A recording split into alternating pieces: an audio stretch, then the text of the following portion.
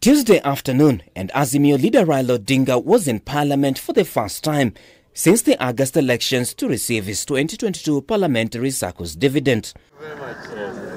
Odinga would meet the minority leadership as well as legislators. Here, Odinga insisted that his call for mass action is still on and will address the nation on Thursday upon the lapse of the 14-day deadline on Wednesday midnight. I want you to wait for the time. The deadline is tomorrow, midnight.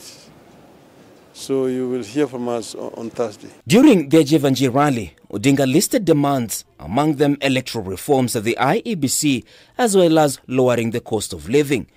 Jubilee, an affiliate of Azimio party, now says it is ready for any directive that will come from their party leader, Odinga. They have said we are waiting for the end of the ultimatum. We have only 2 days to go.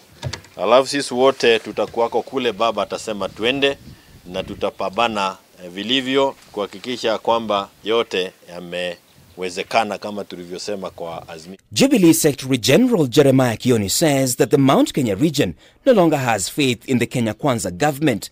In fact, Jubilee is of the opinion that Ruto is angling to dump Mount Kenya in favor of Western and Luo Nyanza region, and that the appointment of Cleophas Malala as the Secretary General of UDA was a move to alienate Deputy President Rigathi Gachagua in the 2027 elections.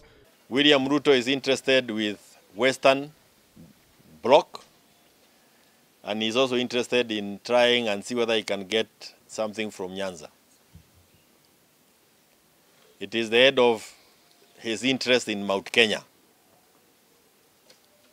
Malala is to replace that block of votes that did not come from Mount Kenya. And it falls within the scheme of things of trying to kill Jubilee. But if there are people who are waiting for better signs, like Rigiji, then I don't understand what other better sign is available to him than that. At the same time, Azimio is calling out Senate Speaker Amason Kingi for failing to make communication changes in the Senate leadership. As Azimio Moja One Kenya coalition, we decided, because of reasons that we gave, to change our leadership both in the Senate and also in the National Assembly. This has not been effected up to today because I hear the Speaker is stubborn and is listening, or says he's respecting a ruling by a tribunal. Speaker Kaparo made a ruling very clearly that Parliament cannot be injuncted in performing its duties. So I want to urge the Speaker to allow Azimio to effect the changes in leadership in the House. According to parliamentary standing orders, Odinga says party leadership reserves the right to change its leaders at any given time. The leadership of political parties should never be interfered with by the Speaker of the Senate.